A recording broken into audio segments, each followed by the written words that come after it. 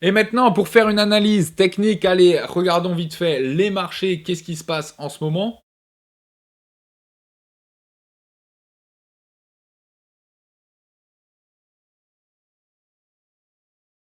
On a ici l'IS, donc qui est le S&P 500 qui a cassé son premier range.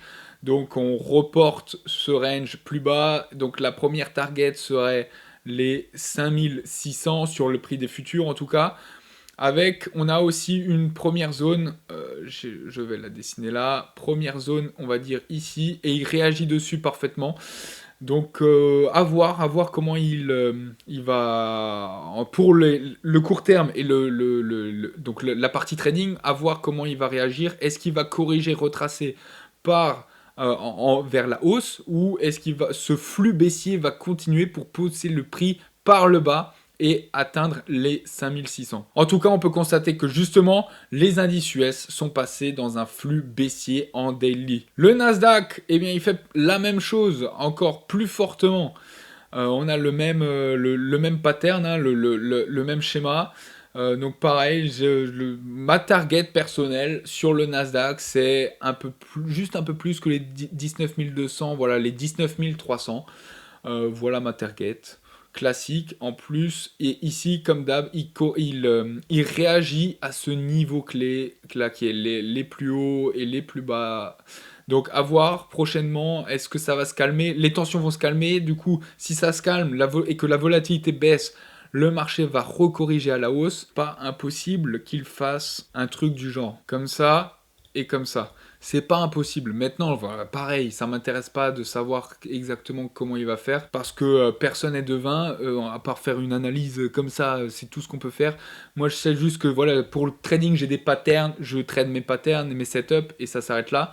Maintenant, en termes de pure analyse, là, ok, je suis baissier et j'attends de voir comment il va se reprendre. Mais ma target à la baisse, elle est de 19 300 et ma target à la hausse, c'est si on réintègre ce range là, on le réintègre et puis qu'on casse mes fin lines, ok, là je repasserai haussier. Le VIX, comme je vous l'ai dit, on est sur des plus hauts historiques, aux alentours des 25. À voir maintenant si on va stagner là, ou baisser, ou monter. Mais c'est intéressant toujours à le regarder et à l'avoir sous le nez, le VIX. Et on peut voir que aussi, justement, cette hausse des tensions et de la volatilité a été progressive. Elle ne s'est pas faite en one shot comme ici, ou encore comme là en août.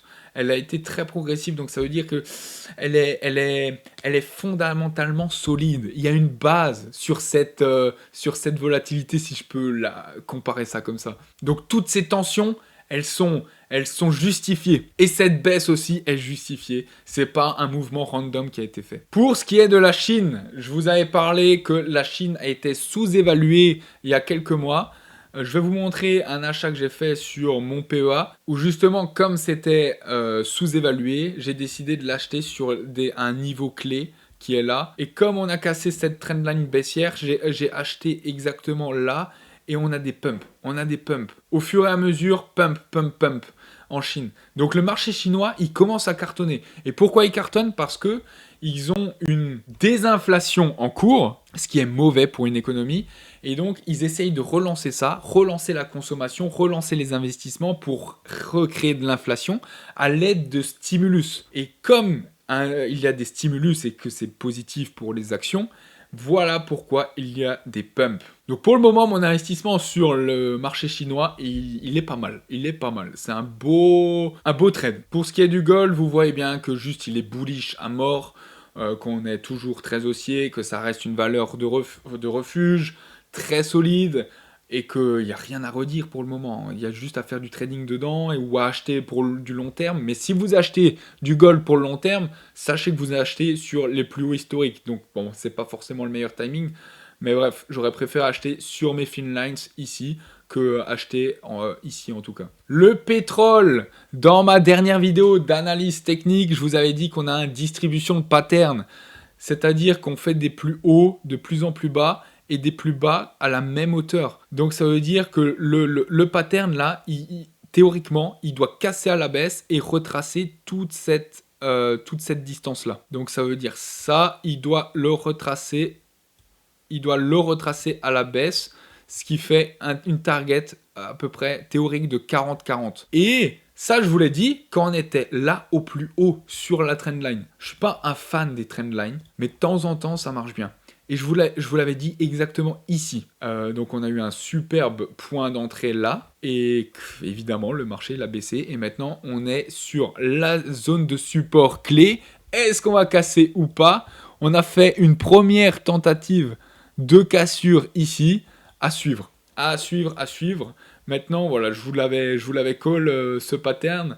Et il fallait le prendre, il fallait le shorter parce que c'était évident. Évident. Maintenant, pour que ça casse, il va falloir...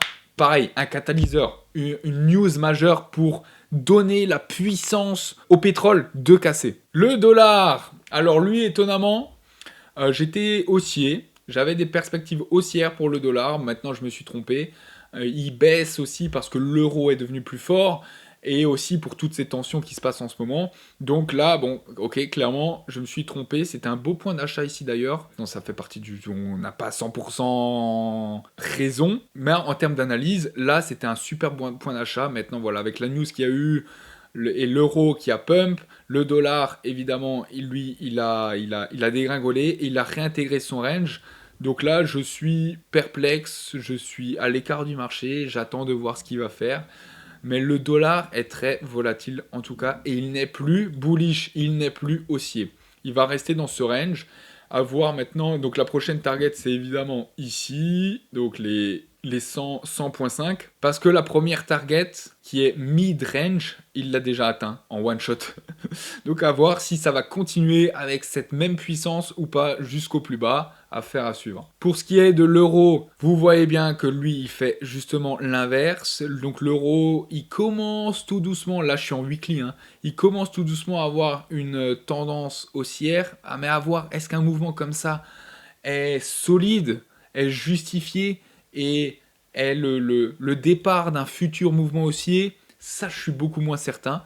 Là, je sais juste que, ok, il a réintégré ce range. Donc, pour moi, il va jouer là-dedans et on passera haussier s'il casse ce range-là à la hausse et qu'il continue ainsi. Parlons peu, parlons crypto. Ça intéresse beaucoup de monde.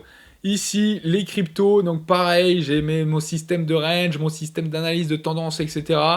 On a cassé ce premier range par le bas. Du coup, ma target, elle est de 76 000. Ma première target sur le Bitcoin. À moins qu'il réintègre par le haut, qu'il casse mes thin lines par le haut. Alors là, à ce moment, je repasserai haussier et je reviserai les plus hauts historiques. Donc les 108 000. Maintenant, le Bitcoin, ce que je trouve très intéressant, c'est que toutes les autres cryptos, elles se sont effondrées. On va prendre par exemple le Ethereum. Le Ethereum, il s'est effondré. D'ailleurs, on a un superbe point d'achat en ce moment. Là, vous voyez, on a une grosse zone clé, plus 7 tendances majeures en weekly. Donc là, pareil, les 2000, les 1750-2000, c'est un superbe point d'achat sur le Ethereum, je trouve, avec, en visant à long terme, bien sûr, les précédents plus hauts, donc ça fait un potentiel de performance de 110%. Est-ce qu'il va les faire comme ça? Il va pas les faire comme ça. Mais sur le long terme, en vrai, why not? Maintenant, pour revenir à ce que je disais, la baisse, elle a été forte. Ou encore sur le Solana, la baisse, pareil, bon, le Solana, c'était tellement une euphorie que c'est normal que la baisse soit aussi forte. Parce que là, les stops, il y a eu un déclenchement de stop énorme de tous ceux qui ont acheté dernière minute. Et donc forcément, là, tout le monde a été sorti. Donc c'est pour ça qu'on a eu une aussi grosse baisse. Parce qu'il y a eu une bulle, et après une euphorie, bam, il y a un retour à la normalité, un retour à la réalité. Et pareil, avec ce range-là, eh bien, je vise les 120. 120, 121, 122, voilà. Là-dedans, cette zone, en tout cas, c'est ma target pour le Solana. Puis, là-dedans, à voir comment il réagit. S'il repart à la hausse, ça peut être un bon point d'achat. Maintenant, s'il y a un gros flux vendeur qui continue et qui casse ce range, je peux le mettre en weekly, s'il casse ce range par le bas, il y aura des stops qui vont être encore déclenchés. Et pareil, on va viser, je pense, les 80. Et puis après, à voir comment ça évolue. Mais ouais, prochaine target, si on casse ce range par le bas, c'est les 80. Grosse target en tout cas. Parce que la première, c'est toujours mid-range. Et mid-range, ce serait 100. Mais voilà. Au-delà, avant de s'aventurer dans quoi que ce soit, ma target, je l'ai dit dans mon Discord, c'est les 120. Et du coup, pour revenir encore à ce que je disais, c'est que toutes les cryptos, toutes les altcoins se sont effondrées assez fortement. Mais le Bitcoin, il reste méga solide. Méga solide. La baisse, elle est pas énorme. On a connu un Bitcoin qui a fait des baisses beaucoup plus conséquentes, qui a été beaucoup plus volatile. Donc là, on voit bien que le Bitcoin, avec tous les institutionnels qui sont rentrés dedans, avec les ETF, ou encore Trump qui dit que les États-Unis vont faire une réserve stratégique de Bitcoin, de crypto, on voit bien que ça a solidifié énormément le Bitcoin. Et donc qu'il devient de moins en moins volatile. Donc ça, c'est une information très importante et très intéressante à savoir. Et pour ce qui est de mes analyses du Bitcoin, là, voilà, j'ai ma petite trendline. Je pense s'il casse ça, ben, pareil, hein, je vous l'ai dit, 76 000. Ou s'il réintègre, ça va être les 108 000. Voilà, c'était tout pour cette vidéo. Très conséquente, avec beaucoup de choses à dire. J'espère que vous avez appris beaucoup de choses. J'espère que je vous ai aiguillé aussi sur certains points. Si c'est le cas et que vous avez aimé la vidéo, n'hésitez pas à me laisser un like et à vous abonner à ma chaîne pour continuer à voir de plus en plus de vidéos sur le trading et d'économie, macroéconomie, et d'être à jour sur tout et sur mon parcours, mon défi Road to 100K. Donc abonnez-vous, et sur ce, je vous souhaite un très bon trading à tous. À très bientôt dans la prochaine vidéo. C'était Florent de Finebrest. Ciao, ciao, ciao! Yo, his name is Florian, he's the NASDAQ hustler. Every day he's grinding, making all them numbers cluster. He's a day trader, living life as a thrill seeker. Analyzing charts, he's the Wall Street sneaker. 9 to 5 ain't his game, it's the stock market flow. Tickers on his mind, watching those numbers grow, buy low, sell high, that's the name.